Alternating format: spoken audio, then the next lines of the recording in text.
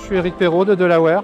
Je suis Solution Lead dans les équipes avant-vente et je traite les sujets plutôt finance dans les équipes avant-vente. Je vais demander à Christine et Frédéric de se présenter rapidement. Allez, je commence. Bonjour à tous, Christine Jouillot, je fais partie du groupe AVA.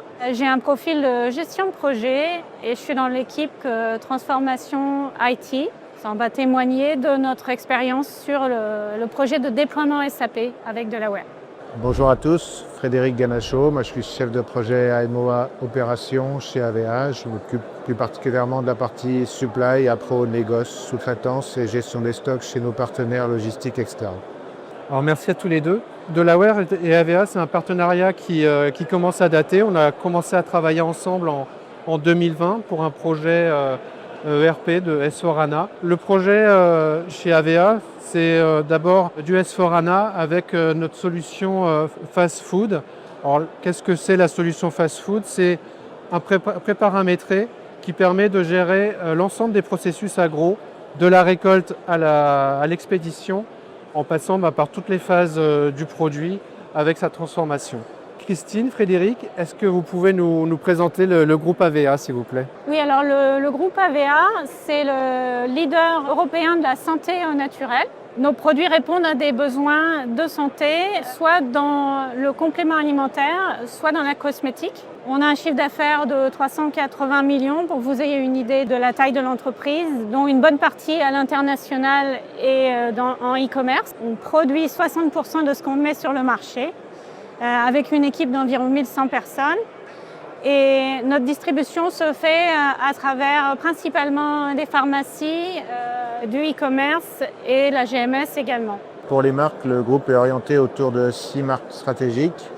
Donc on va avoir Densmore pour ce qui est gynéco, ophtalmologie, des marques que vous connaissez pour ceux qui ont des enfants, Biolan, les produits douche-couche, de change pour le bébé et de soins pour les bébés, Aragan, Dermovitamina, Vitavea, des marques que vous pouvez trouver en GMS également et en pharmacie, que vous pouvez trouver dans votre pharmacie du coin ou alors dans des marques comme Nature et Moi pour les shampoings et la cosmétique, ou Birth with Benefit, qui sont des gummies qu'on trouve principalement, qui est une marque qui est très développée à l'export.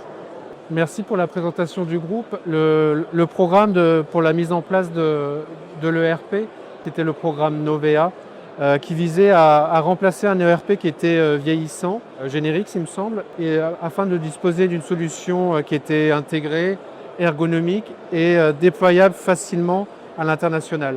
La durée du projet, ça a été 3-4 ans, qui a commencé en 2020 et s'est terminé en 2024, en tout cas pour le premier périmètre. Aujourd'hui, il y a encore le déploiement à l'international qui est en cours. En termes de fonctionnalité, les métiers qui étaient couverts, c'est la comptabilité, le contrôle de gestion, les achats, les ventes, la production avec la gestion de la qualité et également la gestion des entrepôts avec IWM. La solution, au final, sera déployée dans un certain nombre de pays: la France, l'Italie, Belgique, Allemagne, UK, la Chine et le Canada. Aujourd'hui, la solution n'est pas encore déployée à l'international. Christine, est-ce que tu peux nous donner un peu plus de détails sur le programme, les jalons et la solution qui a été mise en œuvre?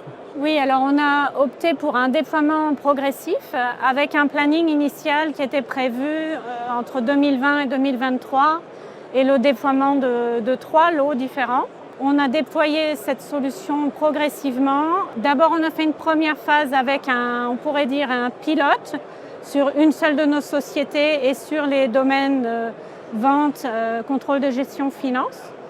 Puis une fois que notre corps modèle était bien établi, qui fonctionnait sur une société, on l'a déployé à toutes nos sociétés françaises dans une phase 2 qui initialement était prévue en une fois et que finalement on a découpé en 2 sous-phases.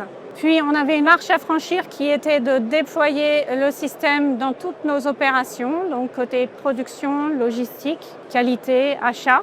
Le projet a été, on va dire, bien stabilisé à partir de cette phase 3 et nous sommes maintenant en train de déployer en autonomie la phase 4 qui est de déployer le corps modèle sur nos filiales étrangères. Pour ce qui était des challenges, comme l'a expliqué Eric, l'enjeu c'était de remplacer Generix, notre ERP existant, avec une particularité, cet ERP était déjà fortement intégré, d'une part avec des CRM pour la prise de commande qui descendaient dans l'ERP et également avec des prises de commande provenant de nos partenaires GMS par EDI. Ce contexte d'interfaçage était également valable avec nos partenaires logistiques externes. On a 7 entrepôts externes qui couvrent des produits dont le stock est géré dans SAP mais pour lequel il est distant chez ces partenaires 3PL existants. Donc tout cet interfaçage à la fois sur la prise de commande, sur la gestion logistique, sur la gestion financière également, sur la facturation, était important à intégrer dans le challenge de mise en place du nouvel ERP. L'enjeu également, c'était d'harmoniser les pratiques avec différentes marques, comme on l'a vu tout à l'heure, différents canaux de vente, une segmentation un peu en silo, et l'objectif était d'uniformiser le processus de vente jusqu'à la sortie marchandise. Alors merci à tous les deux. Le rôle de Delaware dans ce programme, ça a été essentiellement de promouvoir le standard, toujours dans l'optique d'accélérer le déploiement et de faciliter l'adoption de la solution par les utilisateurs et les key users. Le second rôle, ça a été aussi de construire un corps modèle en ayant une projection dans le futur avec un corps modèle qui est facile à maintenir, qui est facilement déployable sur les différentes entités françaises ou étrangères. Et ce corps modèle, il a été bâti via une méthodologie agile. Donc ça a été construit brique par brique avec des validations intermédiaires. On en reparlera juste après. Avant ce programme Novea, quelle était la situation de votre système d'information qui a justifié le lancement de ce programme et de la mise en œuvre de S/4HANA? Oui, donc comme on l'a évoqué tout à l'heure, on avait un ERP qui arrivait à un état d'obsolescence important. Il avait été mis en place 20 ans auparavant.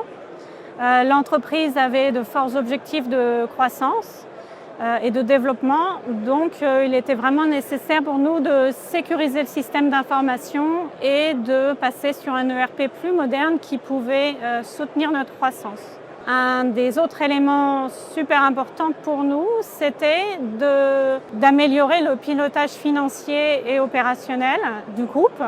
Et pour ça, ça passait vraiment par un objectif de mettre en place un ERP qui nous apporte les moyens de piloter plus finement notre performance. Un autre objectif était de permettre l'intégration de nouvelles entités ou de nouvelles filiales.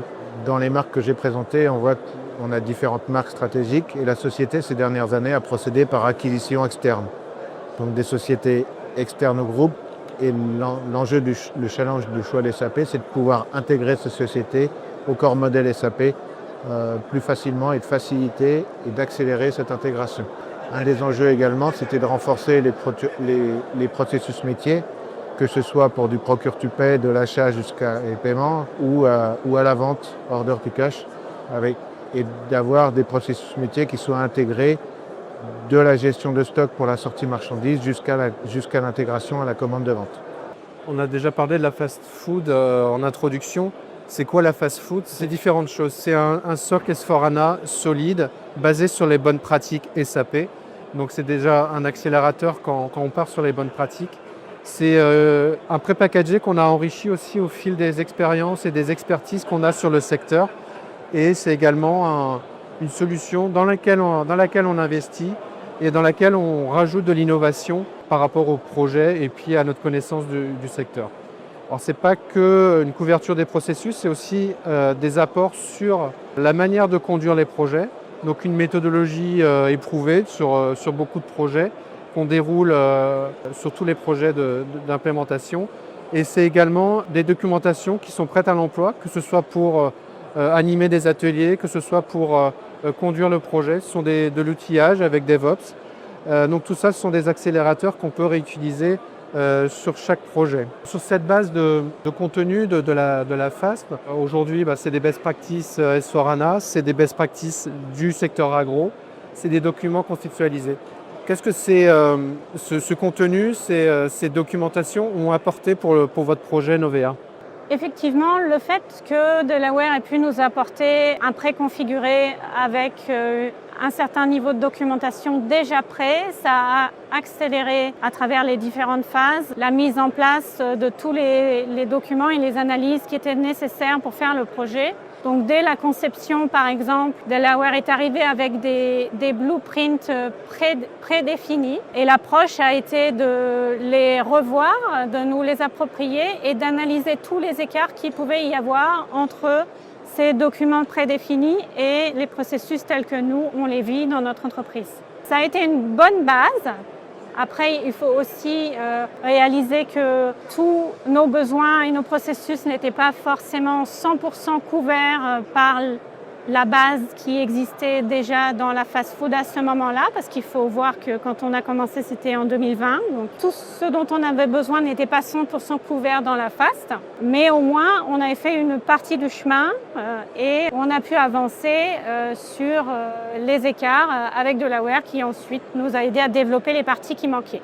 Tout au long du projet, un des éléments importants, c'est que Delaware nous a apporté les pratiques et nous a cadré, nous a aidé à cadrer pour faire en sorte de rentrer dans les standards. Et de notre part, ça a exigé des arbitrages constants parce qu'on est toujours très tenté de vouloir faire un peu différemment du standard, mais on a été aidé à ramener le plus possible nos métiers à accepter des procédures standards, ce qui nous a vraiment été profitable par la suite. Et ensuite, l'autre élément, c'est que comme une bonne partie du travail était avancée, on a aussi pu mettre notre énergie sur toute la partie intégration et le développement des interfaces, la conception et le développement des interfaces qu'on avait nombreuses dans le cadre de ce projet.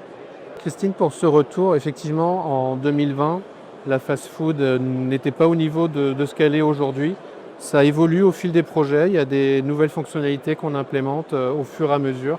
Donc effectivement, c'est une solution qui vit et qui s'améliore, on va dire, au fil des projets et des retours qu'on peut avoir de la part des clients et des différents projets.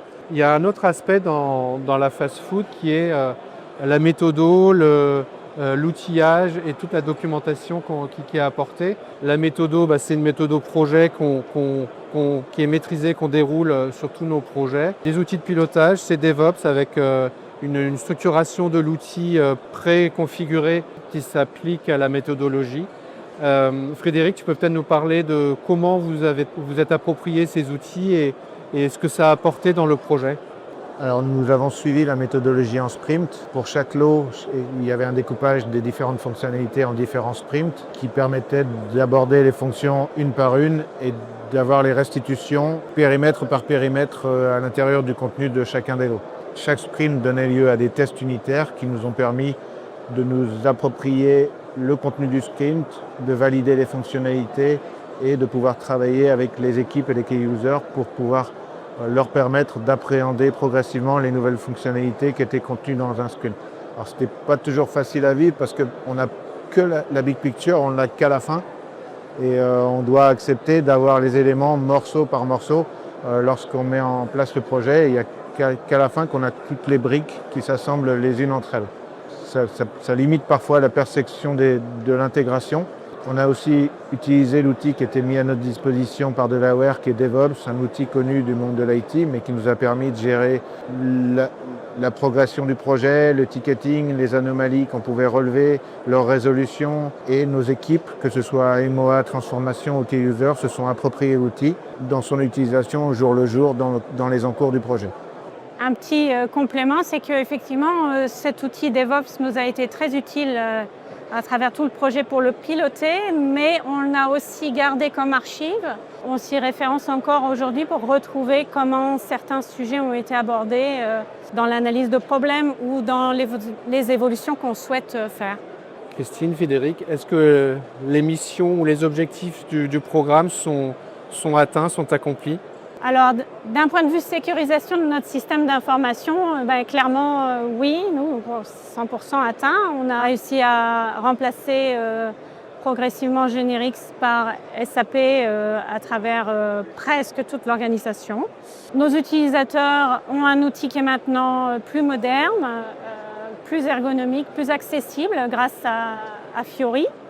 Nos utilisateurs côté terrain, opération ont également des supports PDA qui leur permet de travailler aussi en Fiori sur le terrain.